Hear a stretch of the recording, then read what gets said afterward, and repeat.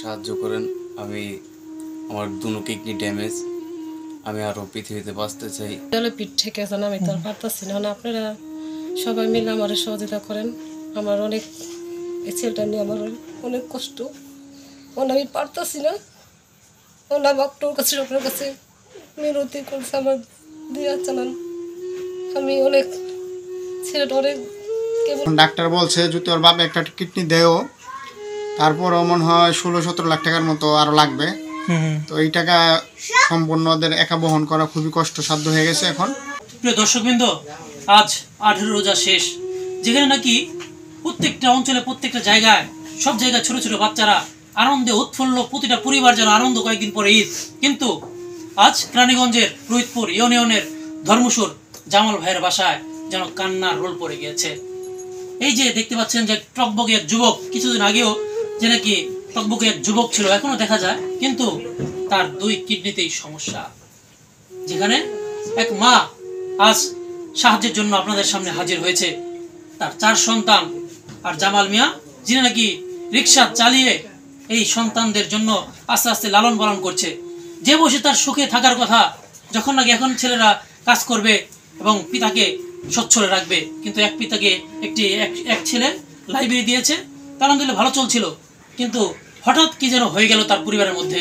তো আমরা সেইগুলো কথাগুলো নিয়েই বা তার মায়ের কাছে জিজ্ঞাসা করব যে কি হয়েছে, কিভাবে কি হলো।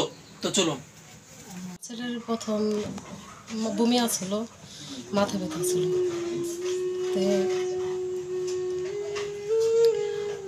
ওই বছরে 25 রোজা বিছনা পড়ছে। তো ওই বছরে 50,000 টাকার মতন ভাঙছিলাম। 50,000 টাকার মতো ভাঙছিলাম। হ্যাঁ, তো মাঝখান দিয়ে একটু ঋণ ফিনটা চাপ মানে জ্বর হয়ে গেছিলো আমগা। তো এই মাঝখান দিয়ে ওষুধটা মানে গেট পড়ছিল দেখা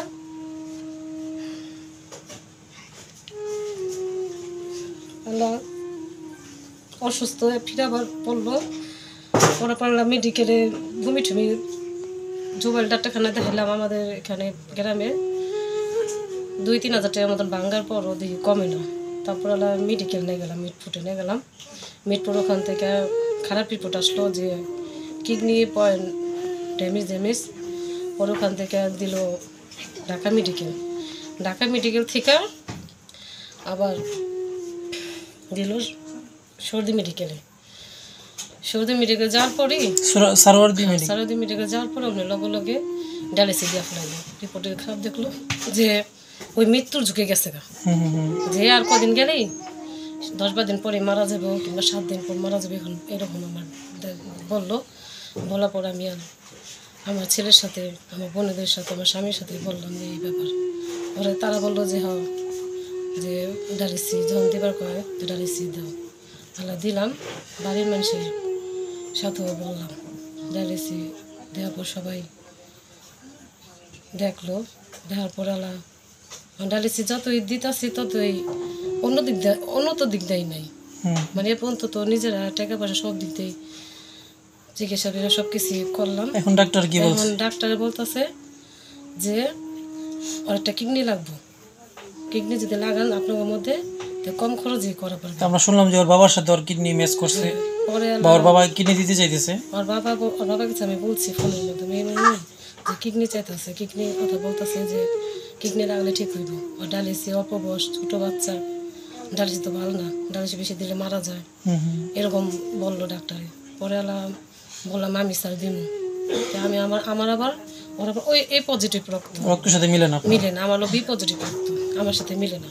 তা আমি ফাট করে বাপের কথা মনে পড়লো, বাপের কাছে বললাম আর বাবাকে আমি দেবো কিডনি। তো রক্ত মাপাইলাম, রক্ত মধ্যে আল্লাহর মতো মিলে গেছে এই পজিটিভ। এখন ওর বাপের রক্ত দিবা, কিডনি দিবা যেতেছে। এখন যদি ওর বাবা যদি কিডনি দেয় কত টাকার মতো লাগবে? এই 16-17 লাখ টাকা লাগবে। 16-17 লাখ। এখন মনে করেন আমাকে তো এত আর্থিক এত পয়সা তো আমাদের নাই, আর্থিক সমস্যা অনেক একটু কঠিন কষ্ট আমাকে। আপনার ছেলের বয়স কত? এই যে 20 বছর। বড় ছেলের বয়স? 21 বছর পুরা। আর বড় ছেলের এই যে 23 বছর 24 বছর। আপনার 4 ছেলে আর মেজোটা? মেজোরে 21 বছর। আচ্ছা, এরপরটা? ওর আবার 18 বছর চলতেছে। আচ্ছা, আর ছোটটার 8 বছর। আপনাদের আর্থিক অবস্থা কেমন? আল্লাহর রহমতে এমনি ভালোই আছিলাম। ঋণ ফিন মানে দেওয়া কেবল শেষ হয়েছে। এর মধ্যে ওর পিছু টাকা ভেঙে পড়াইছি 25,000 কম, 2 লাখ টাকার মতো ভেঙে পড়াইছি। এখন আমার তো দেওয়ালে পিঠ ঠেকে আছে না, আমি তো আর পারতাছি না। এখন আপনারা সবাই মিলে আমার সহযোগিতা করেন। আমার অনেক এই ছেলেটা নিয়ে আমার অনেক কষ্ট, আমি পারতাছি না। আমার কাছে আপনার কাছে মিনতি করছে আমার দিয়ে চালান। আমি অনেক ছেলেটা অনেক কেবল আমার নতুন ওর ভবিষ্যৎ সামনে। ওই আমার ছেলে মানে মার্কেটে কাজ করতো আগে, এখন তো করে না, অসুস্থ। তো প্রিয় দর্শকবৃন্দ, দেখুন মা কথা বলতে পারছে না, কান্নায় রোল। তো এই ছেলে আমাদের কেরানীগঞ্জে রোহিতপুরে মার্কেটে কাজ করতো। তবে খুবই ভালো ছেলে, কখনো সিগারেট খায় না বা খুবই ভালো। কিন্তু আল্লাহ তাআলা রব্বুল আলামিন কোন বিচার বা কোন পরীক্ষা দিচ্ছে জানি না। তো প্রিয় দর্শকবৃন্দ, আপনারা জানেন যে এখন রমজান মাস। তো 1 টাকা দান করলে যেমন 70 টাকা দান, তো এই 16 লাখ টাকা কিন্তু একজনই দিতে পারে। তো যারা নাকি অনেকেই আছে ভালো জায়গায় দান করতে চান, আমি তাদের বিকাশ নাম্বারটা দিয়ে দেব, অবশ্যই দান করবেন, যাতে এই ছেলেটি আবার তার বাবা মার সেবা করতে পারে, নিজের জীবনকে গোছাতে পারে। আচ্ছা, তুমি দর্শকদের উদ্দেশ্যে কী বলতে চাও একটু বলো দেখি। সাহায্য করেন। আমি আমার দুনো কিডনি ড্যামেজ, আমি আরও পৃথিবীতে বাঁচতে চাই, যাতে আমার মা বাবার যাতে আমি দেখাশোনা করতে পারি। আপনারা সবাই আমার হেল্প করেন, সবাই আমার জন্য দোয়া করেন, আমি জানি তাড়াতাড়ি সুস্থ হয়ে যাবে। তো আপনারা যারা নাকি রমজান মাসে দান করতে চান, তো আমি চাই যে আমার এলাকার এই ভাইটি যাতে আবার সুস্থ হয়ে ওঠে।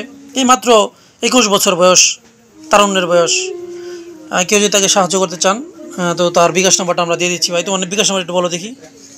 018 018 98 98 311 311 351 51। আরেকবার বলো। 018 98 311 51 51।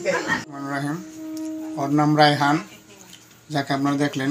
আর এই বয়সী দুটা কিডনি আল্লাহ হয়তো নষ্ট করে ফেলছে বা ড্যামেজ হয়ে গেছে যে কোনো কারণে, আল্লাহ ভালো জানে। তো আমরা এলাকাবাসী যতটুকু সম্ভব সাহায্য সহযোগিতা করতেছি।